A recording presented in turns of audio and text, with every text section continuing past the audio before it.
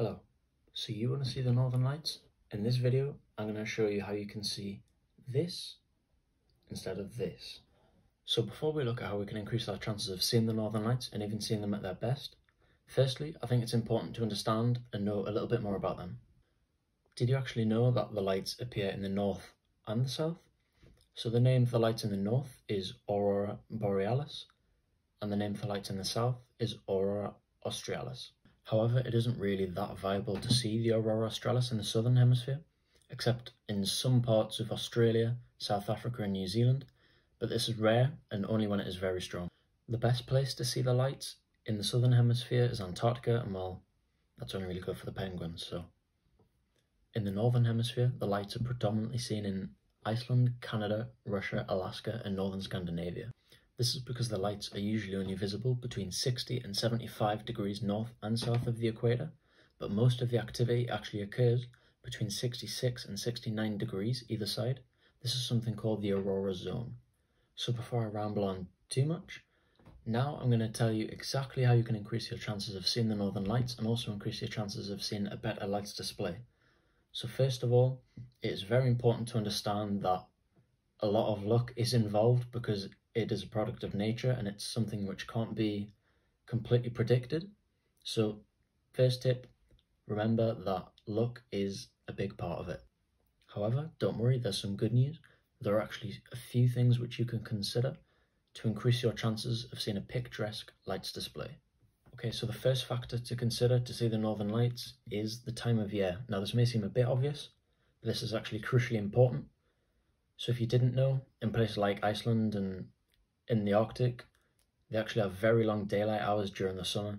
So this means it is practically impossible to see the Northern Lights between the end of April and the end of August. So if you do want to see them, yes, you do have to go through the very cold winter months to see them.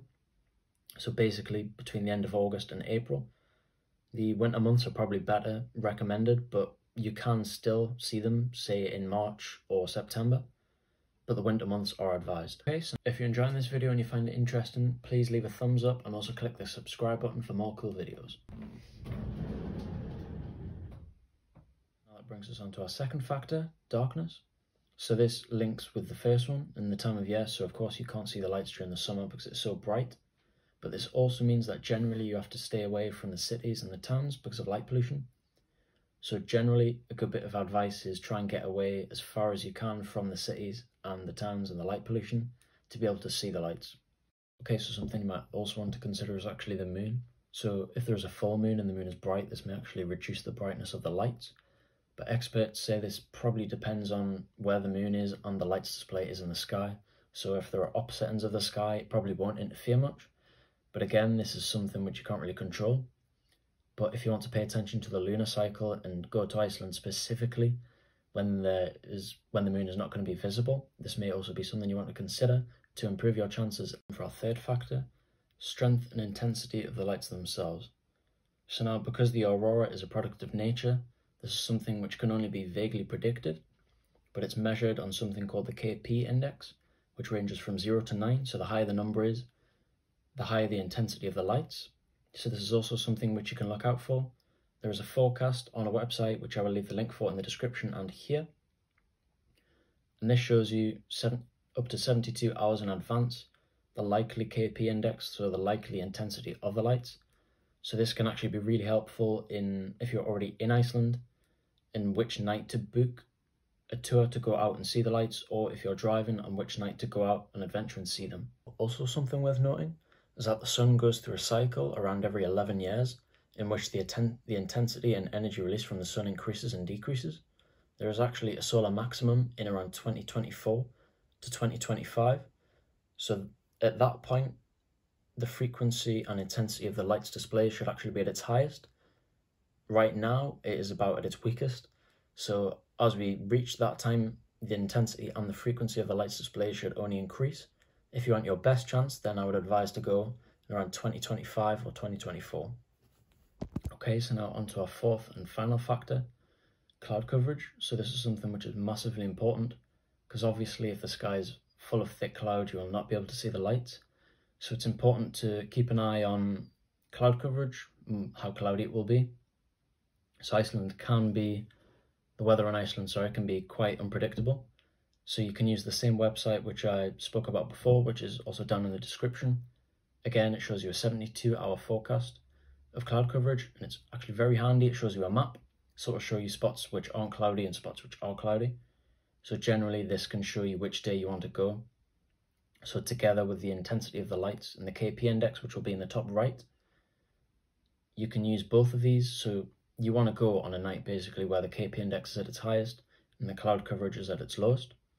So if you have your own car and you can drive around, you want to go far away from a city or a village to avoid light pollution, but you also want to go to a spot where it is not cloudy.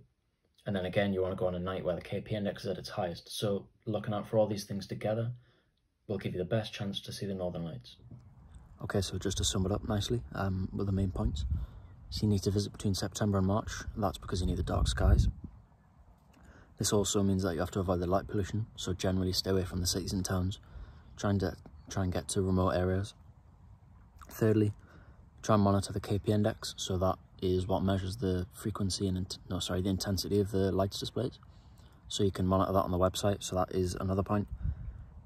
Also, something which you can consider is that the lights displays frequency and in intensity will probably only increase up until about 2025. So if you want to put it off an extra few years, then you're probably more likely to see the lights, but also a stronger display. So you're more likely to see like dancing lights rather than just like the pathetic weak little green streak, which I saw. And final point, obviously cloud coverage. This is massively important. Even if you have a strong lights display, you will not be able to see it if there's cloud. So you can also monitor that on the forecast. So they're the main points which you need to look out for. Okay, so lastly, just to wrap up, thank you very much if you've watched the video this far. I'd be surprised, but thank you anyway. Also, I did have an idea. I did write loads of notes on the science behind the Northern Lights and why they appear and how they appear.